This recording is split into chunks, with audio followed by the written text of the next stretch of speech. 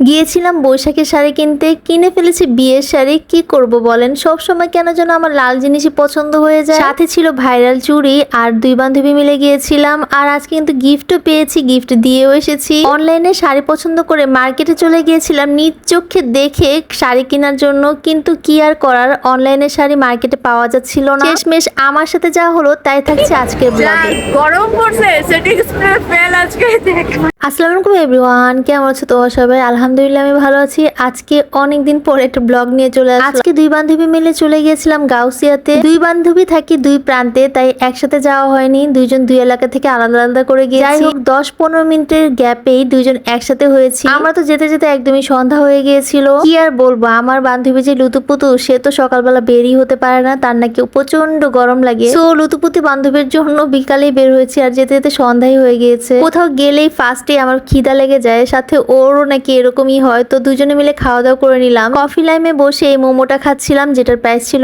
100 টাকা, আর জুসটার প্রাইস ছিল 50 টাকা করে। গাইস, এত অসাধারণ ছিল মোমোটা, কি আর বলবো। সব জায়গার মোমো এত বেশি মজা হয় না, কফি লাইমের মোমোটা অনেক বেশি মজা ছিল। জাস্ট এখানে আমরা প্রাইস জিজ্ঞেস করতেছিলাম, আর শেডের এই কাপড়গুলোর প্রাইস ছিল 280 টাকা করে। দেন এখানে যে ও বলতেছে একটা বোতল কিনবে, সো এটা কিনে ফেলতাম, বাট ওর ব্যাগে এই বোতলটা ঢুকতেছিল না, সো এটা কেনা হয় না। দেন আমরা দুজন চলে গেছিলাম হকার্সে, আর সেখানে গিয়ে আমি আমার অনলাইনে সেই শাড়িটা খুঁজতেছিলাম ছবি দেখিয়ে দেখিয়ে। আনফরচুনেটলি গাইস, পুরা মার্কেট ঘুরছি। অ্যাকচুয়ালি আমি হচ্ছে গিয়ে হকার্স বলো গাউসিয়া বলো, পুরা মার্কেট ঘোরা শেষ, কিন্তু আমি ড্রেস আর পাই নাই, মানে শাড়িটা আর পাই নাই। দেন আমরা দুজন মিলে একটু ছোলা খেয়ে নিতেছিলাম। ও আবার ছোলা অনেক বেশি পছন্দ করে, আমি তেমন একটা খাই না। ছোলা আমার কাছে তেমন একটা ভালো লাগে নাই, আমার কাছে মোটামুটি লাগছে। সো বাসার ছোলাই আবার সব থেকে বেশি ভালো লাগে। আর এইটা হচ্ছে আমার আবেগের জায়গা, যেখানে গেলে আমি একদম আটকায় যাই। ভাই, আমি সব চুড়িতে আটকাই না, আমি শুধু রেডে যাই আটকাই। উফ, এই যে চুড়িগুলো দেখতেছে এত সুন্দর, ওগুলো 700 করেছিল। আর এটা ভাইরাল চুড়িটার প্রাইস ছিল 150 টাকা করে। 1 ঘন্টা ধরে হাঁটাহাঁটি করার পর আমি কোনো শাড়ি পছন্দ করতে পারি নাই। এদিকে আমার বান্ধবী যা দেখে তার নাকি সেটাই পছন্দ হয়ে যায়। 1 ঘন্টার মধ্যে সে একটা শাড়ি অলরেডি কিনে ফেলছে, এখন আবার আরেকটা দোকানে আসছে শাড়ি কিনবে। দেন এই দোকানে বসছি, পরে ভাইয়াটা বের করছে লাল শাড়ি। এখন আমার চোখে আর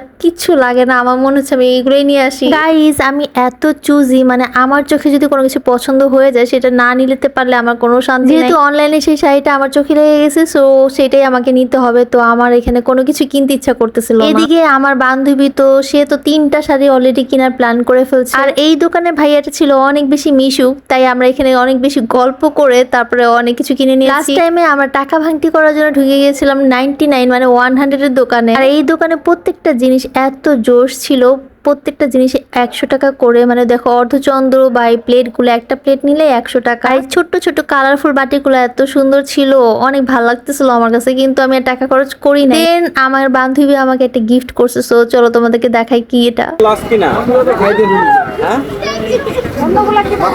আর আমি ওকে গিফট করছিলাম এই বিছাটা, ওরটা গোল্ডেন আর আমারটা সিলভার কালার। জানি না কিভাবে যেন এই মানুষটার সাথে আমার এত বেশি মিল হয়ে গেছে, মানে মনের মিল। কারোর সাথে মনে মিল না হলে আমি একদমই মিশি না। আমার কাছে তার গুরুত্ব ততটাই বেশি, যার কাছে আমার গুরুত্ব সব থেকে বেশি। যেহেতু খুব আর্লি মানে 6টার দিকে মার্কেট বন্ধ করে দেয়, তাই রাস্তাঘাট একদমই নিরিবিলি হয়ে যাচ্ছিল। আজকে বাসায় আসতে একটু ভয় ভয় লাগতেছিল, কারণ আমি একা কখনোই বাসায় আসি। তো গাইজ, আমার শাড়ি কিনা হয় নাই, সো আমি অনলাইন থেকে শাড়ি কিনবো, তাই চলে আসছি। টাটা।